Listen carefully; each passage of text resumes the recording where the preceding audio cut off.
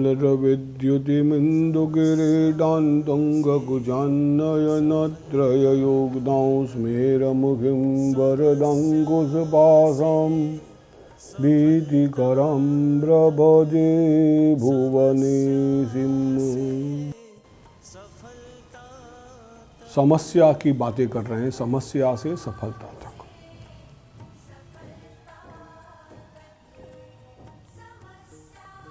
हम देख रहे हैं कि हम कह रहे हैं बार बार कि कुछ भी असंभव नहीं है।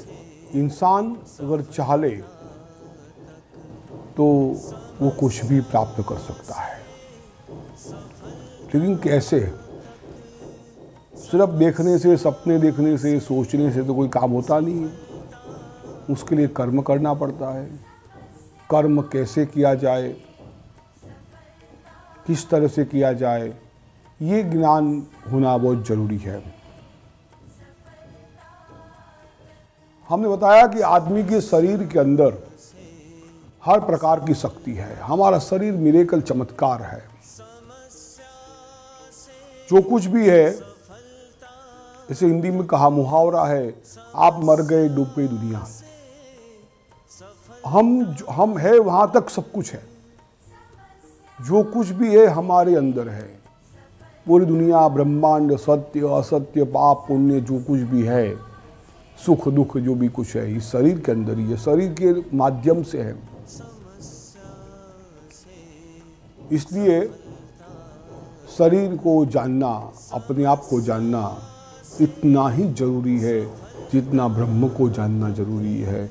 लेकिन जब तक आप अपने आप को नहीं जान पाओगे, अपने आप को नहीं पहचान पाओगे, अपने शरीर को नहीं पहचान पाओगे, वहाँ तक संपूर्ण व्यक्ति बनना बड़ा कठिन होगा। अब ये सब ज्ञान देगा कौन?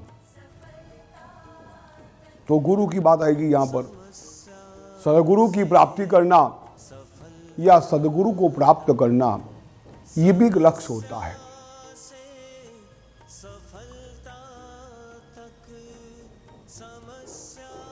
गुरु मिल जाए, सत्य गुरु, सदगुरु मिल जाए तो कोई भी चीज़ प्राप्त करना असंभव नहीं होता है। हर चीज़ मिल जाती है।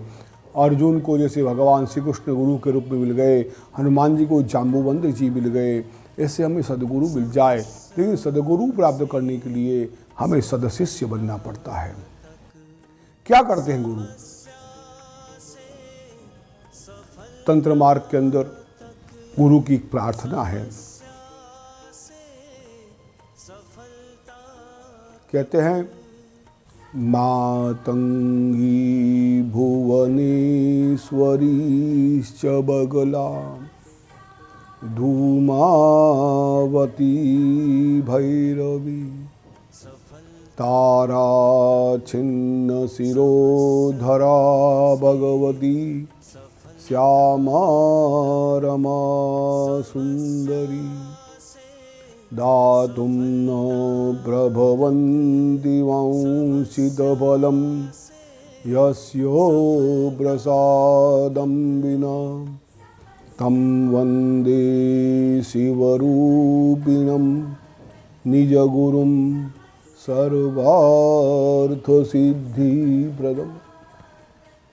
10 महाविद्या बिखरी हो जाए, मातंगी भुवनेश्वरी बगलामुखी धूमावती, जो 10 महाविद्या है, नवदुर्गा है, कुछ भी आ जाए, लेकिन दातुम न प्रभवन्ति वांछित फलम यस्य प्रसादम बिना, वो 10 महाविद्या भी गुरु कृपा के बिना, गुरु की इच्छा के बिना, गुरु की दया के बिना कोई भी फल नहीं दे सकता है।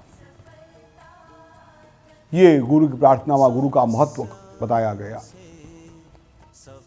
कोई भी विद्या का आरंभ करेंगे, सबसे पहले हमें सदगुरु को प्रणाम करना पड़ेगा, सदगुरु के आशीर्वाद ले लेंगे। सदगुरु सच्चा मार्ग बताते हैं।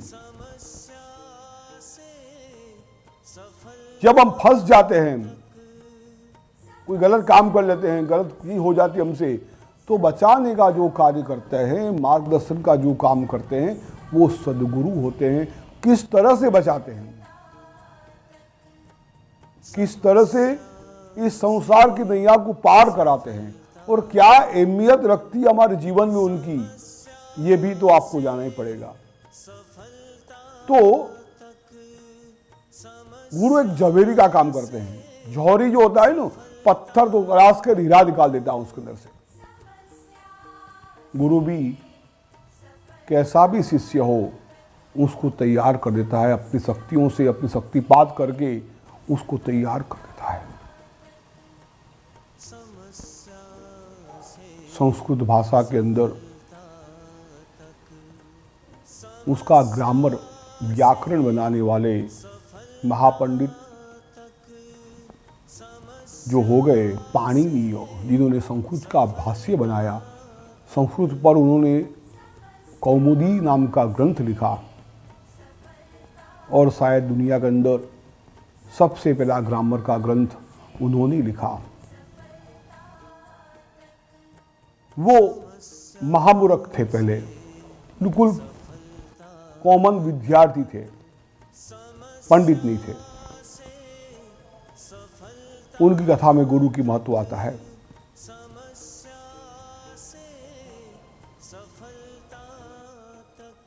लेकिन गुरु की सेवा करना उसको उन्होंने धर्म बना दिया था, गुरु की सेवा करना बस।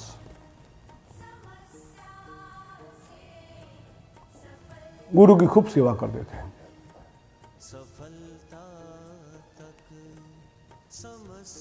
कई दोस्त और भी थे उनके।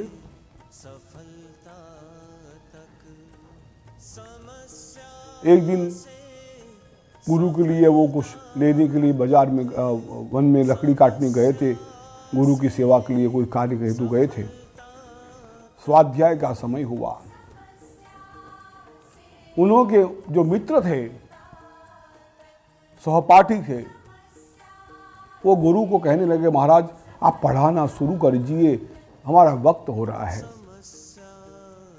गुरु ने कहा पाणिनि को आने दो, फिर पढ़ाना शुरू करते हैं।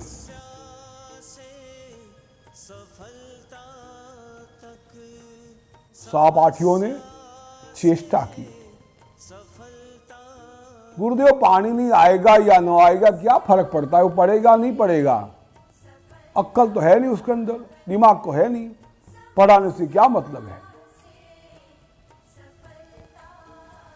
गुरु जी को बड़ा दुख हुआ।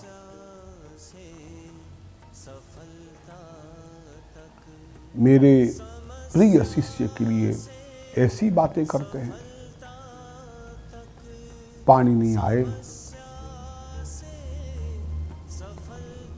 गुरु ने कहा बेटा आप हिमालय जाओ, कैलाश पर्वत पर जाकर ये जो मंत्र देता हूं ना, उस मंत्र का जाप करो। मेरे प्रिय शिष्य के लिए ऐसी बातें करते हैं। पाणिनि आए। गुरु ने कहा बेटा आप हिमालय जाओ, कैलाश पर्वत पर जाकर ये जो मंत्र देता हूं ना, उस मंत्र का जाप करो। पाणिनि तो गुरु भक्त थे, कोई प्रश्न किया नहीं। जो आज्ञा गुरु महाराज, चले गए हिमालय। जैसा गुरु ने विधि बताया था वैसे भगवान शिव की आराधना का आरंभ किया। गुरु की आज्ञा से उन्होंने आरंभ किया था।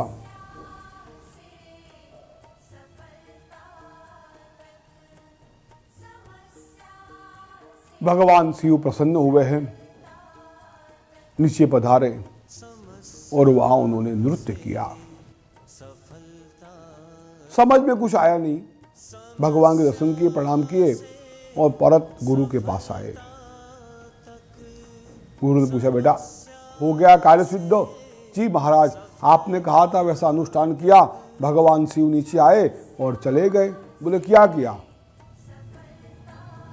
तो बोलते हैं धृत्वा कस्वाने नटराज राजो ननाद ढक्का नव पंचवारम उद्यर्तु कामान् सकलान् सिद्धान् एतद्विमर्शे शिवसूत्रजालम्। बोले प्रभु, नृत्वा कसाने नटराज राजो, भगवान शिव ने, नटराज कहते भगवान शिव को, नटों के राजा है भगवान शिव, संगीतकार है भगवान, नृत्यकार है भगवान शिव। नृत्य पूर्ण किया उन्होंने, नृत्य किया, और नृत्य करने के बाद नदाद ढक्कान नव पंचवारम, डमरू जो था उनके पास 9 और 5 बार बजाया। अंकाना वामतो गति, अंकों की गति उल्टी होती है। 25 बोलना हो ना, पहले 5, पहले 25, 5 और 2 25 होता है ना। तो 25 बोलने के लिए अंका नाम वामको गति ही, अंकों की गति उल्टी होती है। बोले 9 पंचवारम, 9 और 5 14 बार बोले डमरू बजाया उन्होंने, और डमरू में से कुछ आवाज निकले। ये आवाज ऐसे थे, आई उण रुलुंग आई ओंग आई ओ चहयत लणंगमंगाणनम जबय। अरे ये तो पूरा अल्फाबेट है, पूरी 12 अक्षरी है। आपको तो भगवान ने ब्रह्मसूत्र का ज्ञान दे दिया। बोले ऐसा कहकर उनके सर पर अपने चरण रख दिए। हमारे मंत्र मार्ग में, तंत्र मार्ग में गुरु हाथ नहीं रखते, चरण रखते थे सर पर। अपने चरणों से पूरा ज्ञान पाणिनि को दिया। और संस्कृत साहित्य के इतिहास में पाणिनि और व्याकरण शास्त्र के, ग्रामर के सबसे बड़े विद्वान पंडित के रूप में उभर के बाहर आए। ये होती गुरु कृपा। गुरु जो होता है वो शिष्य को क्या देना, क्या नहीं देना, किस चीज की प्राप्ति होनी चाहिए, किस चीज की प्राप्ति नहीं होनी चाहिए, कैसे उसको आगे बढ़ना है, उस शिष्य में क्या लायकात है, कितना पचा पाएगा, कितना नहीं पचा पाएगा, उस पूरी चीजों की परीक्षा करता है और फिर शिष्य को देता है। गुरु जब शिष्य पे कृपा करता है तब शक्तिपात करता है। देवता में गुरु में यही फर्क है। देवता लोग वरदान दे सकते हैं, पाप को नहीं जला सकते। जहां तक पाप जलते नहीं है, पाप का क्षय नहीं होता है, वहां बार बार जन्म लेना पड़ता है। गुरु हमारे पापों को अक्षय कर देते हैं और हमें पूरा ज्ञान देते हैं कैसे क्या करना है। एक शिष्य गुरु के पास जाता है और गुरु को कहता है, महाराज ऐसी कोई चीज दीजिए जो कि कोई जानता ना हो,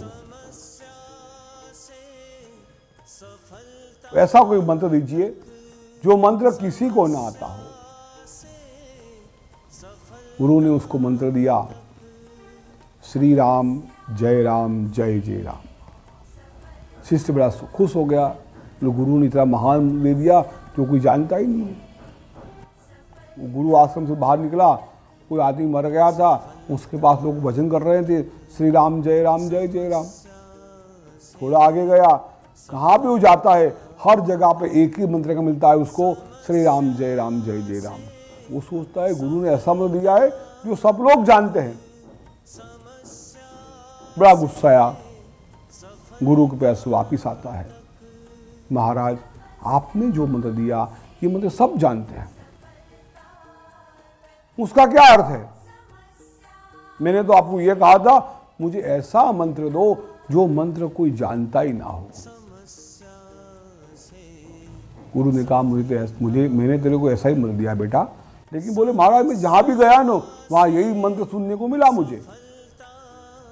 ठीक है कोई बात नहीं, ये पत्थर देता हूं, इसको बेचना मत, 3-4 जगह पर जाके उसकी कीमत निकाल के आ जा। वो शिष्य पत्थर लेके एक ठेले वाला सब्जी वाला जा रहा था, उसको रोका, बोला ये पत्थर बेचना है, कितना पैसा देगा भाई? वो ठेले वाले ने देखा है अच्छा सा पत्थर है, बोले तेरे को 10 रुपये दे दूंगा, मुझे दे दे। वो दिया नहीं, वो आगे गया। एक सोनी के पास जाता है, बोले साहब ये पत्थर बेचना है, कितना पैसा दोगे? सोनी ने देखा कि कसौटी करने के लिए अच्छा पत्थर है, तेरे को 100 रुपया दूंगा, बोले पत्थर मुझे दे दे। आगे गया, एक जौहरी के पास गया, बोले साहब ये पत्थर बेचना है मुझे, कि पत्थर की वैल्यू क्या होगी? तो उसने कहा अरे ये तो हीरा है, इसकी कीमत तो लाख रुपया आएगी, तो लाख रुपया दूंगा तेरे को। वो पत्थर लेके गुरु के पास वापिस आता है, महाराज ऐसी ऐसी बात हुई। गुरु कहते हैं यही तो जौहरी का गुरु का काम है बेटा। मंत्र सब जानते हैं, मंत्र का रहस्य कोई नहीं जानता। मैंने तेरे को वो मंत्र दिया है जिसका रहस्य कोई नहीं जानता।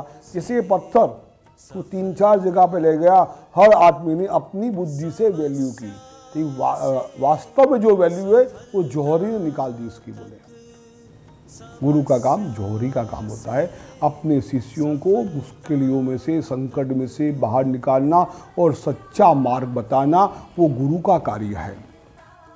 तो तंत्र मार्ग में भी, मंत्र मार्ग में भी, योग मार्ग में भी, योग मार्ग, तंत्र मार्ग क्या कोई भी मार्ग आप अपनाओ, कोई योग्य गुरु के पास जाके उससे शिक्षा लेके, दीक्षा लेके, गुरु भी अनुभवी चाहिए। इस चीज़ों का ज्ञान जिसके पास है उसके पास ज्ञान लेके फिर आगे बढ़ो, क्योंकि मंत्र के कई प्रकार है, लाखों करोड़ों मंत्र है, उसमें से कौन सा मंत्र करना है। कई आसन है, उसको आपको कौन सा आसन करना है। योग मार्ग में कैसे श्वास को लेना है, कैसे आगे बढ़ना है, कैसे मंत्र को सिद्ध करना है। मंत्र में तो शक्ति है ही, लेकिन शक्ति को जानना कैसे, शक्ति को पाना कैसे, वो मार्गदर्शन करेंगे गुरु। और कहीं गलती करते हो, कोई गलत बात हो गई आपसे, तो बचाने का कार्य भी गुरु करेंगे। वीडियो देखने के लिए धन्यवाद। हमारे वीडियो को लाइक और शेयर करें और हमारे YouTube चैनल को सब्सक्राइब करें।